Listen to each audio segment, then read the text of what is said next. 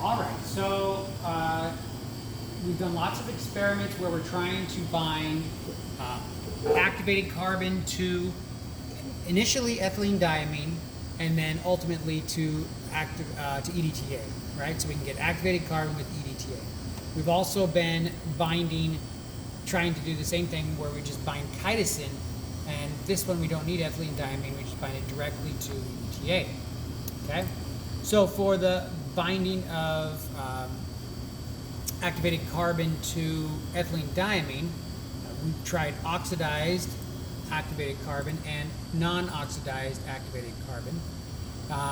Under these conditions were described by that paper, or well, similar. These conditions were the conditions recommended by the paperwork for these. These chemicals, right? The EDC and the NHS. So we tried this, and we used Ninhydrine, as I described to you previously, to try to identify whether or not the the amine, the ethylene diamine, is attached to the outside of the activated carbon. Okay, so I'm going to give you a quick refresher course on how this works. Okay, so we have the activated carbon. The activated carbon was soaked in acid, and initially what we're hoping that did is put these carboxylic acid groups on the outside, oxidize the surface of the activated carbon and produce carboxylic acid groups on the outside. Then this can react with EDC and NHS to create an activated acid group. All right, so this is now activated, and that activated group is sensitive to or available to attack by a primary amine. All right, so the primary amine can attack here, and the result will be an amide bond, or in other words, a nitrogen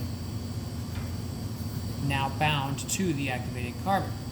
All right, and the nitrogen that we're going to use is NH2 with two carbons in between it, and then another NH2 group. All right, and so ultimately, if this worked out, then what we would get was activated carbon with nitrogens coming off. Nitrogen and then another nitrogen coming off. All right, and then with this, the goal was to, on the ends of these nitrogens, to add EDTA by repeating this process, but using this as the nitrogen here, and this would be replaced with EDTA. Now, to identify whether or not this is working, we're using the Ninhydrine reaction. And with Ninhydrine, if you have a primary amine and you mix it with Ninhydrine, then the result will be one Ninhydrine will bind to another Ninhydrine. It'll actually take that nitrogen and put it in the middle of those two, and this is purple, P-U-R-P-L. All right, so we can tell this is colorless. The Ninhydrine here is colorless, so we can tell whether the reaction has occurred if we have nitrogen around by that Ninhydrine test. Okay, so previous to now, we've done the Ninhydrine test, but we haven't seen any purple. We saw some yellow ones, but we're not confident that we know what that means, right? But we're using the Ninhydrine test on the activated carbon. So we take the activated carbon after it's gotten to this point, theoretically. We rinse it off extremely well so there's nothing on it, and then we interact this with Ninhydrine. And so if there are these nitrogens on the outside, then we'll see the purple from the Ninhydrine, which will take the nitrogen from the activated carbon. Okay? So, again, that's what we're trying to do. We tried this try one here and looked for the Ninhydrine color change, and it didn't turn purple, but it seemed to turn a yellow color, and I'm not exactly sure if that was an indication that there was amines on the outside or what. But if it was, it would be primary or secondary amines, which is not what we want. We want primary amines. So we tried to change conditions.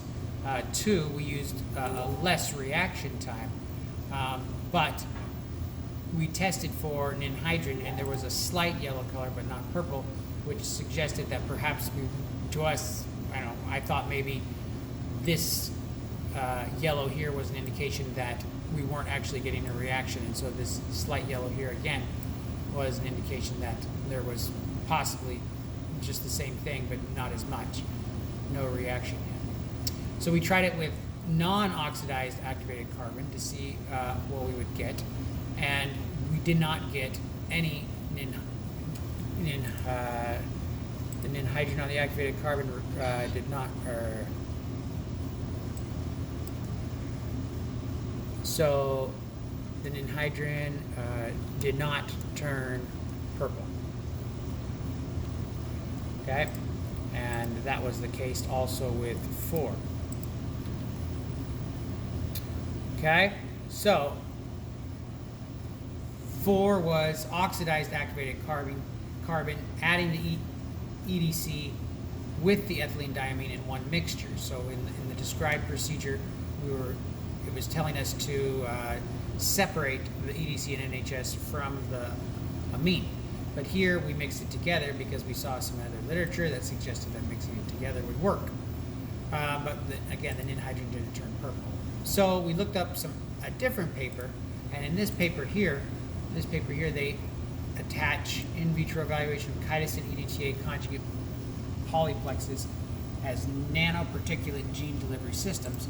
So they're making this chitosan EDTA conjugate. And following these instructions,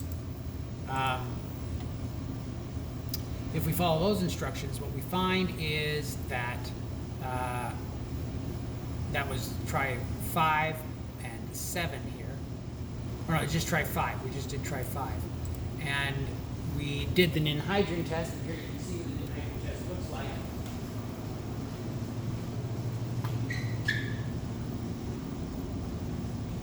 Did the purple color finally go away? You can see the Ninhydrine test here. This is an example of, right here is an example of a Ninhydrine test that is colorless, right? Let's get it up against the white background here. But you can see this one here is, and it was more pink, but now it's got just a little bit of pink color left over. All right. So let's see. We need to check this one out here. Ooh, look at that one. Very interesting. So this is the chitosan C1. This one shouldn't be purple. You can see it's turning purple there. The reason why this one shouldn't be purple is because we supposedly reacted it with EDTA, and the EDTA would bind all of the nitrogens, and so there would be no nitrogens available. So that's our purple color. And this one was that purple color, but it's fading now. But we definitely found that we have attached, conjugated that nitrogen group on the outside of our activated carbon. So that's good news. And with that Tri-5, tonight we're going to react it and try to bind it now to the EDTA with Tri-6 here, turn it into Tri-6, which is essentially taking 1 gram of EDTA, the activation buffer, EDC and NHS, and then 1 gram of our activated carbon that has the ethylene diamine on the outside, and we'll let that react. All right. We also have done these 3 attempts to try to bind chitosan to EDTA directly. We don't need the ethylene diamine because the chitosan has a nitrogen primary amine on it already. So for try 1 and try 2 and try 3, we just set up try 3 here, but try 1 and try 2, the problems with these is we can't separate the chitosan from the EDTA that's in solution. So we're going to need to dialyze these two, and that's the recommendation in this paper here. Here's the instructions for creating the chitosan EDTA conjugates. And to purify them, you write down here, it says The resulting conjugates were isolated by dialysis against DI water 2 times, and then against salt water and sodium hydroxide. Okay? So dialysis is where we take a membrane and we fill put our chitosan that has, we're attempting to react this with EDTA. It's in this membrane. This membrane will let small molecules out.